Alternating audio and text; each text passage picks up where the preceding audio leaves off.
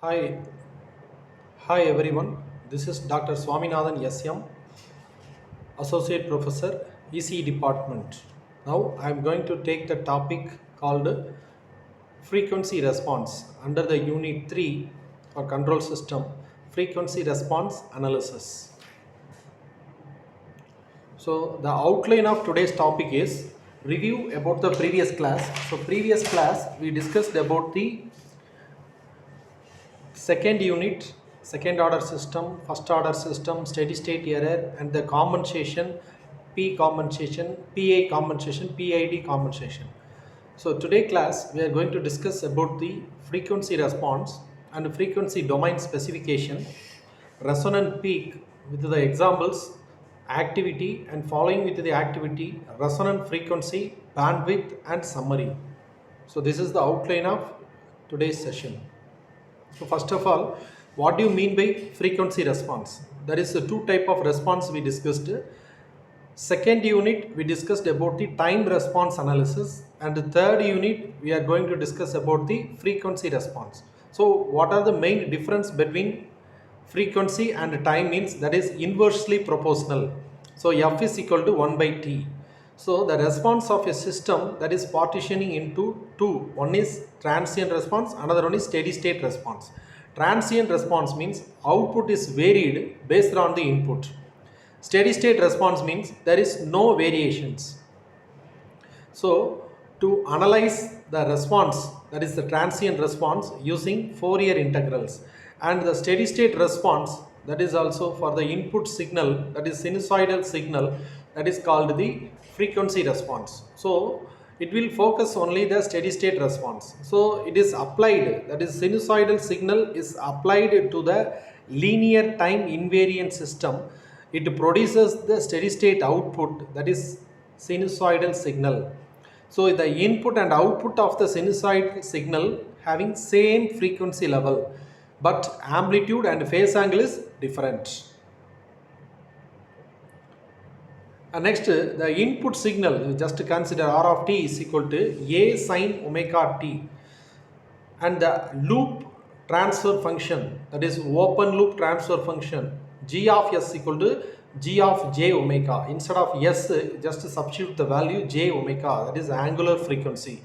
So we can represent the j omega in terms of magnitude and phase. It is shown as G of j omega is equal to modulus, that is called magnitude, and the phase angle, that is G of j omega, it is represented.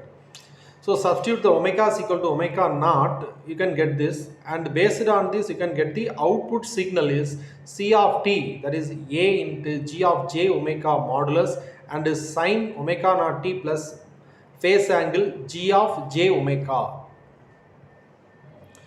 So the short introduction about the steady state response, the frequency domain specification for a control system, which is explained in the Bode plot and their construction using the asymptotic approximations.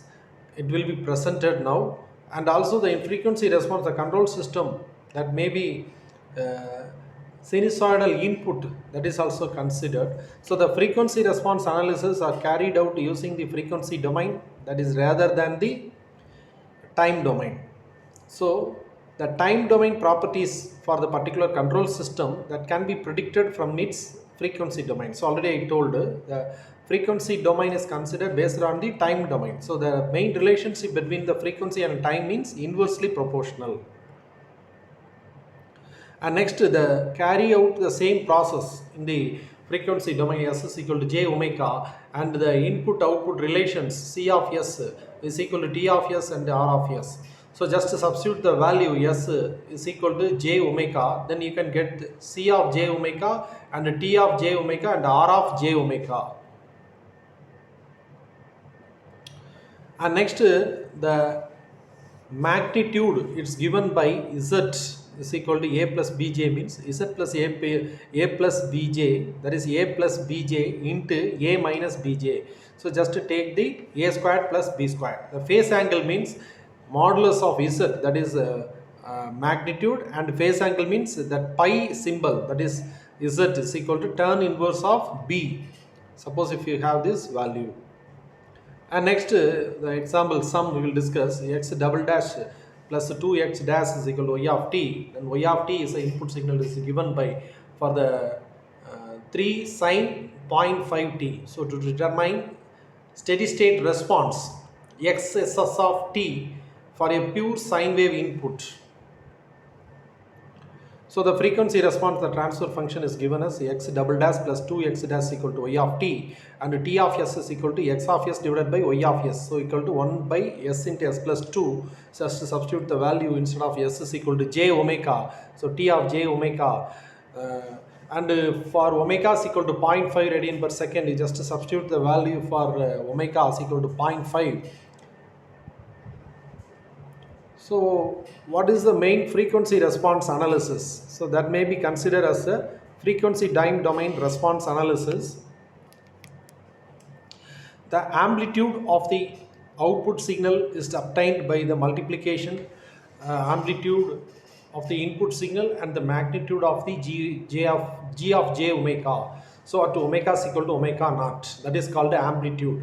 And the phase of the output signal, sinusoidal signal, is obtained by the adding the phase of the input sinusoidal signal and the phase of the g of j omega at omega is equal to omega naught.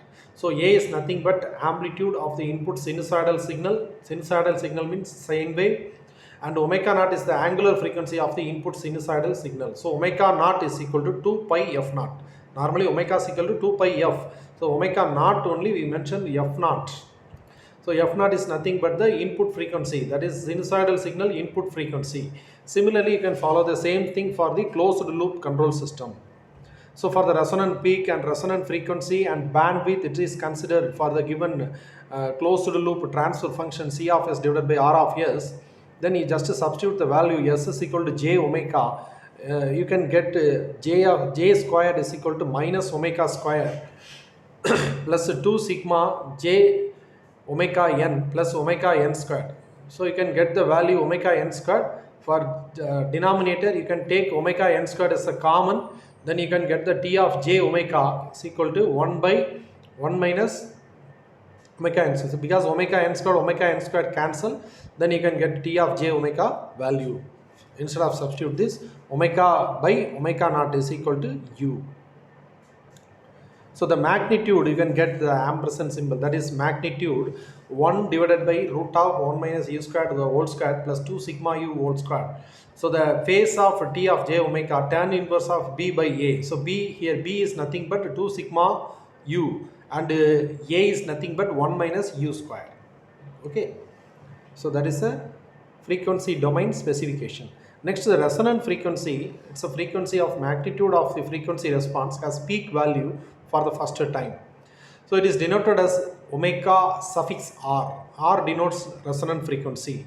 So omega is equal to omega n, that is nothing but derivative of the magnitude of t of j omega is 0. Then you can differentiate with respect to u, then you can get the value u is equal to ur, and dm by du is equal to 0.